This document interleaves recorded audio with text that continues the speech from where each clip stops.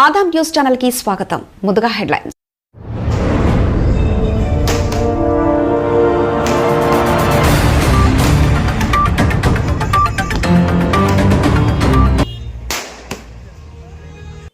బీసీల సంక్షేమానికి ఎన్టీఆర్ పెద్దపీట. తెదేపా నేత మాజీ మంత్రి దేవినేని ఉమా.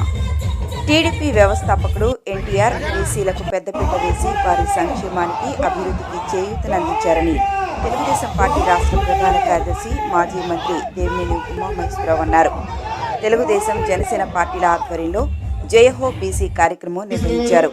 అంతకుముందు జ్యోతిరావు పులే ఎన్టీఆర్ విగ్రహానికి పూలమాలలు వేసి నివాళులర్పించారు.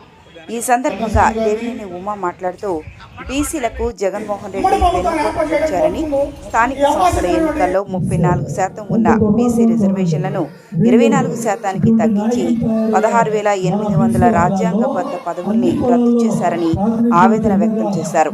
ప్రజలు అన్నీ గమనిస్తున్నారని, వచ్చే ఎన్నికల్లో వైసీపీ చిత్తుచిత్తుగా ఓడిపోవడం ఖాయమని జోస్యం పలికారు. భవిష్యత్తుకు గ్యారంటీలో భాగంగా దేశంలోనే మొదటిసారిగా బీసీలకు రక్షణ చట్టం తెచ్చి వారికి అన్ని విధాలా అండగా నిలవాలని తెలుగుదేశం పార్టీ నిశ్చయించుకుందని తెలిపారు. జయహో బీసీ విజయవాడ పార్లమెంటు పరిశీలకులు వీరంగి వెంకట గురుమూర్తి మాట్లాడుతూ తెలుగుదేశం పార్టీతోనే బీసీలకు మేలు జరిగిందని, భవిష్యత్తులో మరింత మేలు జరుగుతుందన్నారు. మరో పరిశీలకులు ప్రేరేపి ఈశ్వర్ మాట్లాడుతూ రాజకీయంగా బీసీలు, ఎమ్మెల్యేలు, మంత్రులు వంటి ఉన్నత పదవులను అలంకరించింది టీడీపీ హయాంలోనేనని అన్నారు. ఈ కార్యక్రమంలో టీడీపీ జనసేన నాయకులు మరియు ఎన్టీఆర్ జిల్లా నియోజకవర్గ మండలాల బీసీ అనుబంధ విభాగ నేతలు, కుల సంఘాల నాయకులు, సాధికార సమితి నేతలు, నాయకులు, కార్యకర్తలు పెద్ద ఎత్తున పాల్గొన్నారు. చూస్తూనే ఉండండి ఆదాం న్యూస్. ఉన్నది ఉన్నట్లుగా.